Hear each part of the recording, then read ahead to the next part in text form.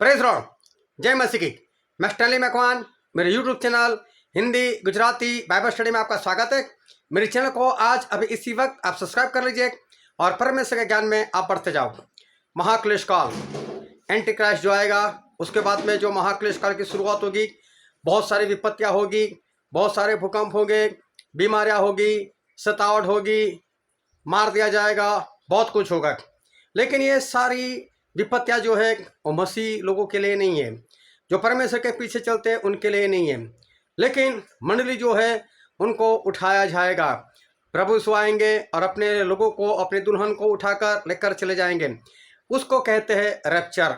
और मसीह का विरोधी का जो वक्त है उसे कहते हैं महाक्लेश काल। लेकिन बहुत विवाद है, महाक्लेश काल पहले या रैप्चर पहले? आप क्या समझते हो, रैप्चर पहले होगा या महाक्लेश काल पहले होगा? कौन सच्चा कौन झूठा? लेकिन बाइबल में क्या लिखा है वो सब कुछ जानने के लिए मेरे साथ लगातार इस वीडियो में अंत तक बने रहो।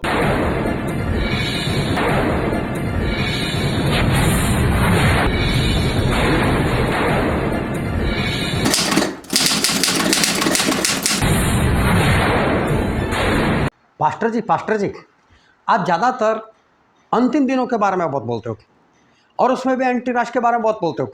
और आप तो एंटी क्राइस्ट के बारे में इतना बोलते हो कि इतना तो खुद एंटी क्राइस्ट वाले लोग भी नहीं बोलते होंगे। उनके लोग भी इतना एंटी क्राइस्ट का नाम लेते नहीं होंगे जितना आप बोलते हो। हाँ जी, सही बात है। मैं आज से नहीं, मैं 2001 में मसीह में आया, उसके बाद परमेश्वर मेरा इस्तेमाल करने लगे, तो तकरीबन 2002 से मैं अंतिम दिनों के बारे में, मसीह के विरोधी के बारे में, यही सब मैं प्रचार करता आया हूँ। आपने सही कहा। फिर क्लेश काल, महाक्लेश काल, यही सब मैं प्रचार करता आया हूँ। पर क्लेश काल या महाक्लेश काल और एंटी क्राइस्ट के बारे में बताने की जरूरत ही क्या है? क्यों? वही तो मेन बात है इन दिनों में। जब एंटी क्राइस्ट आएगा तब महाक्लेश काल की शुरुआत होगी ना। हाँ, मसीह का विरोधी एंटी क्राइस्ट तब खड़ा होगा ना जब पवित्र आत्मा नहीं होंगे, उनका काम खत्म हो गया होगा। यस, हाँ, जब एंटी क्राइस्ट खड़ा होगा उससे पहले तो कलीसिया उठा ली जाएगी, रैप्चर हो गया होगा, हम तो ऊपर चले गए होंगे। फिर हमें महाक्लेश काल से क्या मतलब, एंटी क्राइस्ट से क्या मतलब? क्या हम उठा लिए जाएंगे मतलब कि हमारा रैप्चर हो जाएगा, उसके बाद मसीह का विरोधी आएगा, एंटी क्राइस्ट आएगा, ऐसा? उसके बाद महाक्लेश काल आएगा, ऐसा? जी हाँ, ऐसा आपको किसने कहा? अरे आपको इतना नहीं मालूम? चलो, मैं आपसे एक सवाल करना चाहता हूँ। ये जो बाइबल है वो विश्वासी लोगों के लिए दिया गया है या अविश्वासी लोगों के लिए दिया गया है? बताओ तो। सभी के लिए। आप विश्वासी हो? हाँ, तो ये कैसा सवाल कर रहे हो आप? क्या आपने बाइबल पूरा पढ़ा है? हाँ, पढ़ा ही होगा ना, इतने साल से पढ़ता आया हूँ, तो पूरा ख़त्म हो ही गया होगा। ऐसा नहीं, उत्पत्ति से लेकर प्रकाशित वाक्य तक आपने बाइबल एक एक पन्ना पूरा किया है, पूरा पढ़ा है? नहीं, ऐसे नहीं पढ़ा। देखो, आप अपने आप को विश्वासी कहते हो, फिर आपकी आयु भी है, लेकिन फिर भी आज तक आपने उत्पत्ति से लेकर प्रकाशित वाक्य तक बाइबल पूरा नहीं पढ़ा है। जब आप विश्वासी और आपके पास बाइबल भी है, फिर भी आपने अभी तक बाइबल नहीं पढ़ा, तो क्या अविश्वासी पढ़ते होगे? पता है, बाइबल सिर्फ विश्वासियों के लिए लिखा गया है। जी जी हाँ, मानते हो अभी? जी हाँ हाँ। अब बताओ, क्या आप विश्वासी हो? अरे आप तो मुझे शर्मिंदा कर रहे हो। जब आप विश्वासी नहीं, जब आपने बाइबल पूरा पढ़ा ही नहीं, फिर आप कैसे कह सकते हो कि मंडली उठाई जाएगी? मतलब कि रैप्चर पहले हो जाएगा, उसके बाद मसीह का विरोधी आएगा, उसके बाद महाक्लेश होगा? कैसे कह सकते हो आप? बड़े बड़े पास्टर कहते हैं ऐसा। पता है, जब प्रभु यीशु आए थे ना, तो उस समय भी बड़े बड़े पास्टर, मतलब याजक लोग थे, फरीसी लोग थे, सदुकी लोग थे, लेकिन सच्चाई कहाँ पर थी? सच्चाई प्रभु यीशु के पास थी, और प्रभु यीशु तो छोटे थे, ये सभी लोगों के नाम बड़े बड़े थे, पर सच्चा कौन था? प्रभु यीशु। तो बड़े का मतलब सच्चा नहीं होता। और एक भेद की बात बताऊं क्या आपको? जी बताइए। मत्ती 24वां अध्याय और 11 वचन। चलो ये वचन आप पढ़ो तो क्या लिखा है देखो इसमें। और बहुत से झूठे भविष्यवक्ता उठ खड़े होंगे और बहुतों को भरमाएंगे। कुछ पता चला क्या? क्या क्या पता चला? झूठे भविष्यवक्ता ज़्यादा होंगे, मतलब कम नहीं होंगे। वो लोग ज़्यादा होंगे, मतलब सच्चाई को प्रकट करने वाले कम होंगे। फिर झूठ के पीछे चलने वाले लोग भी बहुत ज़्यादा होंगे, मतलब कि सच्चाई के पीछे चलने वाले बहुत कम होंगे। भरमाने वाले ज़्यादा और जो भरमाए जाएंगे वो भी ज़्यादा।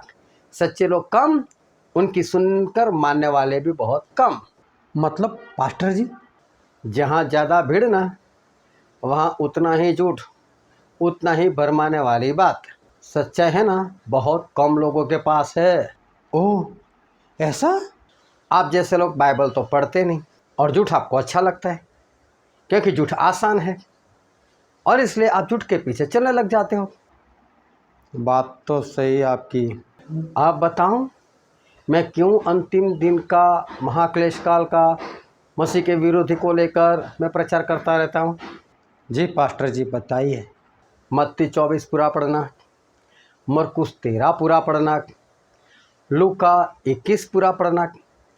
वहाँ पर अंतिम दिनों के बारे में ही लिखा गया है, बरसों पहले की बात, लेकिन अंतिम दिनों के बारे में ही लिखा गया।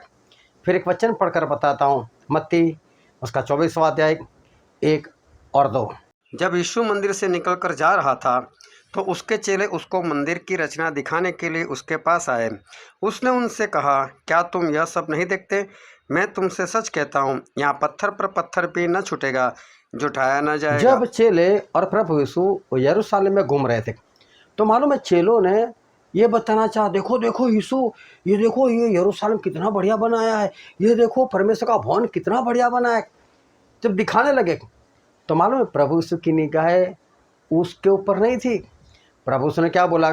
ऐसा दिन आएगा कि एक पत्थर के ऊपर दूसरा पत्थर नहीं रह जाएगा, सब कुछ ढाया जाएगा। चेले भी शांत सीरियस हो गए, लेकिन उस वक्त प्रभु यीशु की निगाहें कहाँ थी? अंतिम दिनों के ऊपर। हाँ हाँ। और बताऊं? जी बताइए। एक वचन पढ़कर बताता हूँ, दूसरा पतरस 3 अध्याय वचन 10। परंतु प्रभु का दिन चोर की न्याय आ जाएगा। उस दिन आकाश बड़ी हड़हड़ाहट के शब्द से जाता रहेगा और तत्व बहुत ही तप्त होकर पिघल जाएंगे और पृथ्वी और उस पर के काम जल जाएंगे। पतरस ने भी अंतिम दिन के बारे में लिखा कि धरती को जलाया जाएगा, धरती के कामों को जलाया जाएगा। उन्होंने भी तो अंतिम दिन के बारे में लिखा। और भी बताऊं? जी जी बताइए। दूसरा थिस्सलुनीकी 2 अध्याय 1 से 6 वचन। हे भाइयों, अब हम अपने प्रभु यीशु मसीह के आने और उसके पास अपने इकट्ठे होने के विषय में तुमसे विनती करते हैं कि किसी आत्मा या वचन या पत्र के द्वारा, जो कि मानो हमारी ओर से हो, यह समझकर कि प्रभु का दिन आ पहुंचा है, तुम्हारा मन अचानक अस्थिर न हो जाए और न तुम घबराओ। किसी रीति से किसी के धोखे में न आना, क्योंकि वह दिन तब तक न आएगा जब तक धर्म का त्याग न हो ले और वह पाप का पुरुष अर्थात विनाश का पुत्र प्रकट ना हो, जो विरोध करता है और हर एक से जो परमेश्वर या पूज्य कहलाता है अपने आप को बड़ा ठहराता है, यहाँ तक कि वह परमेश्वर के मंदिर में बैठकर अपने आप को परमेश्वर प्रकट करता है। क्या तुम्हें स्मरण नहीं कि जब मैं तुम्हारे यहाँ था तो तुमसे ये बातें कहा करता था? और अब तुम उस वस्तु को जानते हो जो उसे रोक रही है कि वह अपने ही समय में प्रकट हो, क्योंकि अधर्म का भेद अब भी कार्य करता जाता है, पर अभी एक रोकने वाला है, और जब तक वह दूर न हो जाए वह रोके रहेगा। क्या कहते हैं पौलुस? देखो कि देखो प्रभु यीशु के आने के लिए, उनके पास आपके इकट्ठे होने के लिए मैं बता रहा हूँ आपको कि वक्त के लिए आपको कुछ भी लिखने की आवश्यकता नहीं। बोले किसी भी तरह से आप घबराना नहीं, आप धोखा मत खाना, किसी के भरमाने में मत आ जाना, मेरी पत्री से भी नहीं, किसी और वचन से भी नहीं, किसी पास्टर से भी नहीं, कहीं से भी नहीं। क्योंकि वह दिन मतलब प्रभु यीशु का आना तब तक नहीं होगा जब तक धर्म का त्याग ना हो लेकिन, और पाप का पुरुष अर्थात विनाश का पुत्र प्रकट ना हो। बोले वो दिन तब तक नहीं आएगा। तो पौलुस ने कौन सी बात की? अंतिम दिनों की बात की। उस वक्त, आज से तकरीबन 1900 से 2000 साल पहले की मैं बात बता रहा हूँ। उस वक्त ये पौलुस भी अंतिम दिनों की बात बता रहे हैं। फिर बोला कि पवित्र आत्मा ने उस मसीह के विरोधी को रोक कर रखा है, लेकिन एक दिन उनका काम पूरा हो जाएगा और मसीह का विरोधी अपने आप को प्रकट करेगा। वो परमेश्वर के भवन में बैठेगा, वो पवित्र शहर मतलब यरूशलेम को जाएगा, वहाँ से अपने आप को जाहिर करेगा, मैं ही मसीह हूँ, मैं ही परमेश्वर हूँ। देखो कितने साल पहले एंटी क्राइस्ट की चर्चा, मसीह के विरोधी की बात है, पवित्र आत्मा के काम बंद होने की बात है, कितने वक्त पहले। तो पौलुस ने भी अंतिम दिनों की बात की। और भी बताऊं क्या? जी सर बताइए। यूहन्ना जो प्रभु के खास चेले थे, उन्होंने पूरा प्रकाशित वाक्य लिखा। किस बात के ऊपर? अंतिम दिनों के बारे में तो लिखा, मसीह का विरोधी आएगा, ऐसी ऐसी बीमारी आएगी, एंटी क्राइस्ट ऐसी मुहर निकालेगा, ऐसी मूर्ति बनवाएगा, उसकी आराधना करनी है, लेन देन बंद करवाएगा, पवित्र लोगों को मारेगा, मुहरें खोली जाएगी, 7 मुहरें खोली जाएगी, फिर 7 तुरही फूंकी जाएगी, फिर 7 कटोरे आएंगे जिसके ऊपर परमेश्वर की मुहर नहीं, वो सारे परेशान होते रहेंगे। कितना डिटेल में, कितना डिटेल में। लेकिन कौन सी बात बताई? अंतिम दिनों की बात। तो यूहन्ना ने भी बरसों पहले कौन सी बात बताई? कौन सी बातों के बारे में लिखा? अंतिम दिनों के बारे में। और भी एक खास बात बताऊं? जी बताइए, क्या है वो? एक वचन पढ़कर बताता हूँ। प्रेरितों के काम उसका 2 अध्याय वचन 13 से लेकर 17 तक। परंतु औरों ने ठट्ठा करके कहा कि वे तो नई मदिरा के नशे में है। पतरस ने उन 11 के साथ खड़ा होकर ऊंचे शब्द से कहने लगा कि हे यहूदियों और हे यरूशलेम के सब रहने वालों, यह जान लो और कान लगाकर मेरी बातें सुनो। जैसा तुम समझ रहे हो ये नशे में नहीं है, क्योंकि अभी तो पहर ही दिन चढ़ा है। परंतु यह वह बात है जो योएल भविष्यवक्ता के द्वारा कही गई है कि परमेश्वर कहता है कि अंत के दिनों में ऐसा होगा कि मैं अपना आत्मा सर्व मनुष्यों पर उंडेलूंगा, और तुम्हारे बेटे और तुम्हारी बेटियां भविष्यवाणी करेगी, और तुम्हारे जवान दर्शन देखेंगे, और तुम्हारे पुराने सपने देखेंगे। वरन मैं अपने दासों और अपनी दासियों पर भी उन दिनों में अपना आत्मा उंडेलूंगा, और वे भविष्यवाणी करेंगे। और मैं ऊपर आकाश में अद्भुत काम और नीचे धरती पर चिन्ह अर्थात लहू और आग और धुएं का बादल दिखाऊंगा। अभी 50वां दिन था, और 50वें दिन पवित्र आत्मा को हमेशा के लिए उतारे गए, और 120 लोग जो थे वो पवित्र आत्मा से भर गए, और वो सारे अपना कमरा छोड़कर बाहर निकल आए। बाहर लोग पर्व मना रहे थे, लोग खुशी आनंद में थे, और तब ये लोग अन्य अन्य भाषा में प्रचार करने लग गए। तो कुछ लोग थे वो तो अचंभित हो गए, अरे ये लोग हमारी भाषा में कैसे बोल रहे। लेकिन कुछ लोग ऐसे थे जिन्होंने ठट्ठा किया, ये सुबह सुबह लोग शराब पी कर आए, कोई नई तरह की शराब पी है इसलिए अलग अलग भाषा बोल रहे हैं। तो पतरस खड़े हो गए और पतरस बोलने लगे, इज़राइल के लोगों, हे यहूदिया के लोगों सुनो, आप ऐसा समझते हो इन सभी ने शराब पिया है? किसी ने शराब नहीं पिया। अभी तो दिन चढ़ाई है, अभी तो पहला पहर है, कौन जाएगा पीने के लिए, और हम लोग पीते भी नहीं। लेकिन योएल भविष्यवक्ता ने जो भविष्यवाणी की थी वो आज पूरी हो गई। बोले योएल भविष्यवक्ता ने ऐसा कहा था कि परमेश्वर ऐसा कहते हैं कि अंतिम दिनों में मैं मेरा आत्मा, पवित्र आत्मा सभी मनुष्यों के ऊपर उंडेल दूंगा। उनके पुराने सपने देखेंगे, जवान लोग दर्शन देखेंगे, ऊपर आग और धुआं और नीचे लहू, ये सब कुछ मैं बताऊंगा। ये सारी बातें लिखी है। मतलब पवित्र आत्मा पाने के बाद सबसे पहला जो प्रचार हुआ ना, वो भी अंतिम दिनों के ऊपर हुआ। तो पवित्र आत्मा जब हमेशा के लिए उतारे गए, और जिन लोगों ने पवित्र आत्मा हमेशा के लिए अपने अंदर पाया, उसमें से पतरस और उनका सबसे पहला प्रचार वो अंतिम दिनों के ऊपर ही था। अब मुझे बताओ, अंतिम दिनों पर मसीह के विरोधी को लेकर, मुहरों को लेकर, तुरहियों को लेकर, आखिरी विपत्ति के कटोरे को लेकर, महाक्लेश काल को लेकर प्रचार होना चाहिए या नहीं? हाँ जी पास्टर जी, आप बिल्कुल सही हो। अगर पवित्र आत्मा से भरकर कोई प्रचार करता होगा और जो परमेश्वर के सच्चे चेले हैं, जो पवित्र आत्मा से चलते, वो लोग अगर प्रचार करते होंगे तो मैं दावे के साथ कहता हूँ उनका प्रचार अंतिम दिनों को लेकर ही होगा। अंतिम दिनों में कैसी तैयारी करनी है, किस तरह से तैयार होना है, स्वर्ग राज्य के लिए किस तरह से तैयार होना है, रैप्चर के लिए किस तरह से तैयार होना है, यही बातें उनके प्रचार में होगी। जी जी, यही सच है। ये चंगाई पालो, छुटकारा पालो, परमेश्वर से आशीष पालो, बैंक बैलेंस को बढ़ा दो, बंगला बना दो, परमेश्वर बंगला देंगे, गाड़ी देंगे, वीज़ा लगवा देंगे, ये करेंगे वो करेंगे। एक बात बताऊं, ये सारा प्रचार पवित्र आत्मा से नहीं है। ये प्रचार पवित्र आत्मा से नहीं है, समझ लेना। क्या चंगाई, छुटकारा, आशीष परमेश्वर से नहीं है? अरे अरे, ऐसा नहीं। लेकिन पूरा बाइबल पढ़कर देखो, कभी प्रभु यीशु के चेलों ने, कभी प्रभु यीशु खुद ने कभी चंगाई के ऊपर, छुटकारे के ऊपर, आशीष के ऊपर कभी प्रचार किया है क्या? कभी नहीं। पास्टर जी, मैं इतना नहीं जानता। बाइबल मालूम है क्या सिखाते हैं? बाइबल ये सिखाता है हमको कि परमेश्वर की सारी आज्ञाओं को मानो बस। अगर आप आज्ञा मानोगे, आशीष मिलती जाएगी, छुटकारा होता जाएगा, आपके सारे काम होते जाएंगे, चंगाई मिलती जाएगी। आज्ञा मानो, चमत्कार अपने आप ही है। ओह ऐसा।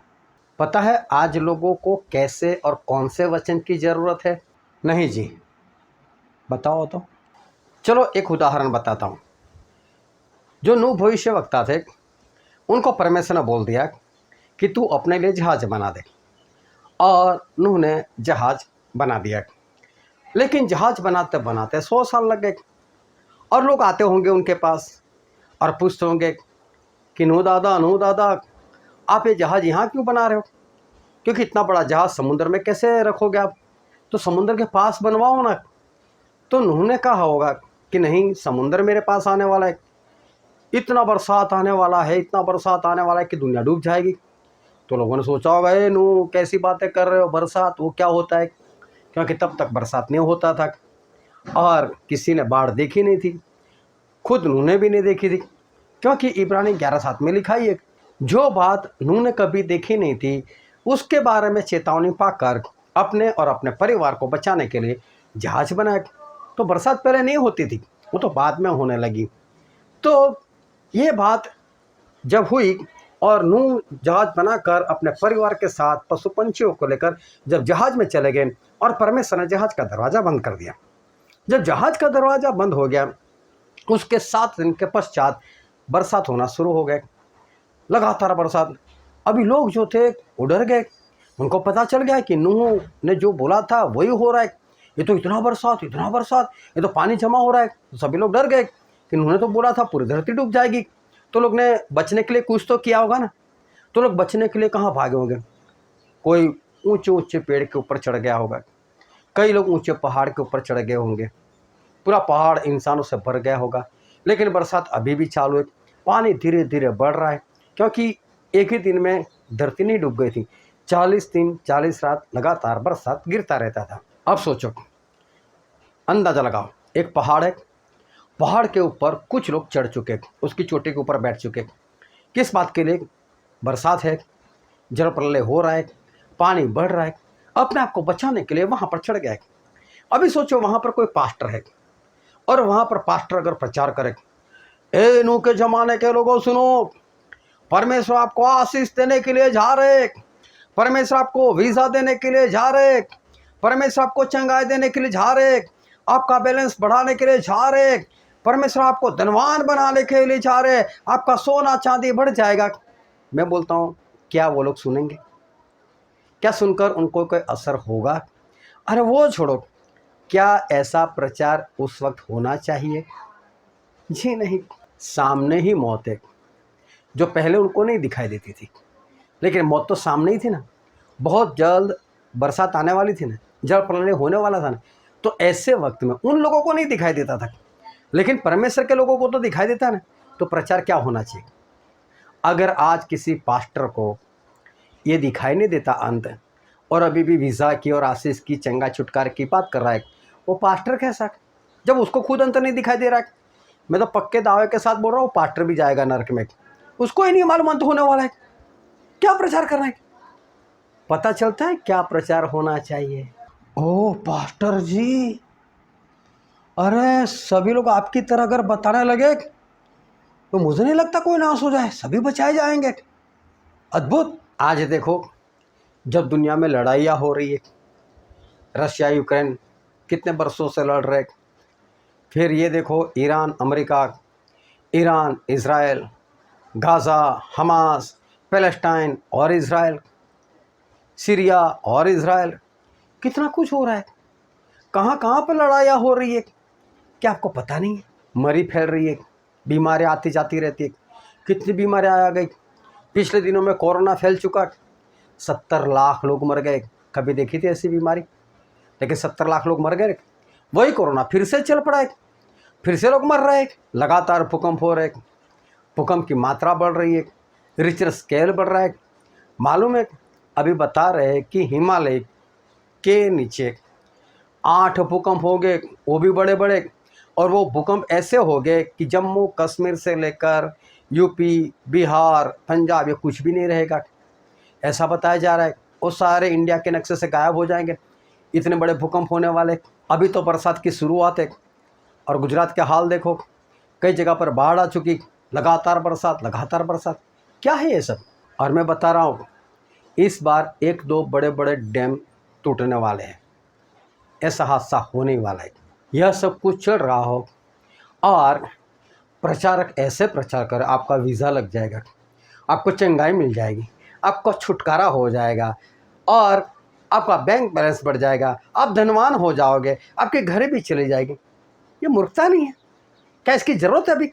ये सब कुछ हो रहा है, और अभी क्या ऐसे वचन के, ऐसे प्रचार की ज़रूरत है क्या? ये मूर्खता नहीं है? सही है, वो तो मूर्खता ही है। क्या मूर्खता पवित्र आत्मा कर सकते हैं? जी नहीं, कभी भी नहीं। अब समझे मैं क्यों अंतिम दिनों पर प्रचार करता रहता हूँ, बार बार करता हूँ। पास्टर जी आप बिल्कुल सही कह रहे हैं। अब आपके सवाल की बात, आप जो कह रहे थे ना, रैप्चर पहले क्लेश काल बाद में, वो सब क्या है आप बोल रहे थे ना? जी हाँ, जानना चाहते हो ना? यस जी, पर मैं नहीं बताऊंगा। क्यों पास्टर जी? क्योंकि आपने अभी तक बाइबल पूरा पढ़ा ही नहीं, आप समझोगे कैसे? जाओ अपने घर जाओ और जल्दी से बाइबल ख़त्म करो, उत्पत्ति से लेकर प्रकाशित वाक्य तक पूरा पढ़ लो, और पढ़कर मेरे पास आना, तब मैं आपको बताऊंगा रैप्चर पहले या क्लेश काल पहले। क्या आप जानना चाहते हो कि पहले रैप्चर होगा या पहले महाक्लेश काल होगा? मसीह का विरोधी पहले आएगा या मंडली उठाई जाएगी? क्या होगा पहले, आप जानना चाहते हो? मैं कहता हूँ आप भी पूरा बाइबल पढ़ लो, मेरे चैनल को सब्सक्राइब कर लो, और बहुत जल्द आपको इस सवाल का जवाब मिलने वाला है।